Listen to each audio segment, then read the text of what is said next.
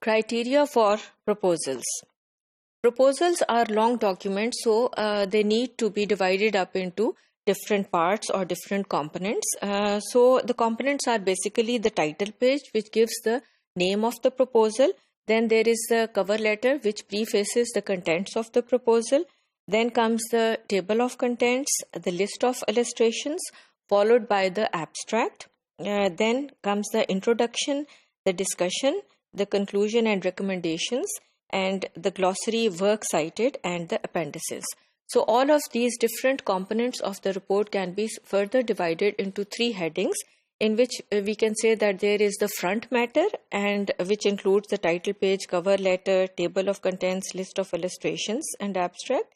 And then comes the main text, in which there is the discussion, and then conclusion and recommendations. In the end or in the supplementary pages, we include the glossaries, the work cited, and the appendices. So if you are writing an external proposal, then the title page is going to be the first page of the proposal, and it is going to include the title of the proposal, so that the reader comes to know in a glance what to expect in that proposal. Then for whom this proposal is being written, who are going to be the audience or the readers for whom the proposal is being written.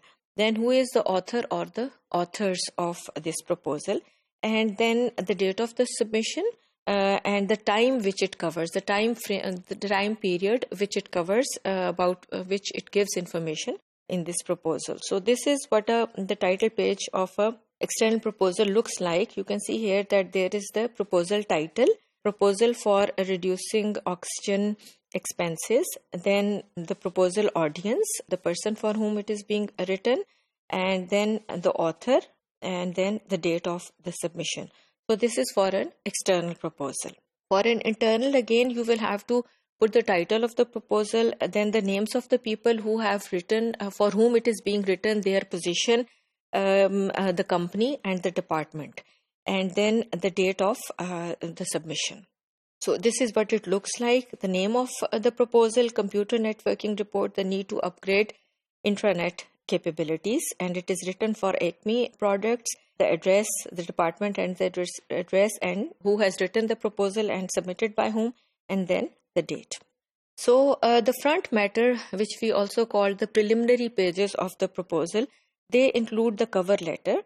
Cover letters are usually written to preface the report, so that the reader comes to know what to expect in the rest of the proposal. So it is a sort of an overview, and it tells the reader why you are writing, what you are writing about, that is the subject of the long report, what exactly of importance is within the report, what you plan to do next as a follow-up, when the action should occur, and why that date in which that action should occur is important. Next in the preliminary pages is the table of contents. This includes whatever is included in your report, which is divided into headings and subheadings, and also the page numbers are given. So giving the table of contents allows your reader to get information and to navigate the text. No reader is going to read your proposal from end to end. So each reader will be interested in some part of the report. So if you give the page number and the heading in your list of table of contents, then he will be able to navigate his way through the whole of the document. So this is an example of a poorly written table of contents, which omits second level headings and has too many page gaps. But after revision, this is what it looks like. You can see that there are second level and third level headings, which help the audience to access all parts of the report in the right order. List of illustration covers tables, figures, and this is usually written below the list of contents. So it goes without saying that this has to be clear and very informative, because unclear lists will only waste your reader's time, and they will confuse the reader. So you can see that before revision, this is what the list of illustration looked like. There were too many gaps here, and there were no headings here. But after revision, now this is what it looks like, with headings of given to the different figures which are included, and the page numbers as well. So the preliminary pages are part of what we call the front matter of the proposal. Since proposals are longer documents, these pages, these preliminary pages, they help your reader to find those areas of the proposal in which they are interested. They facilitate the reader, and they help them to find the information they want, and the place where they would find them. The page numbers are included.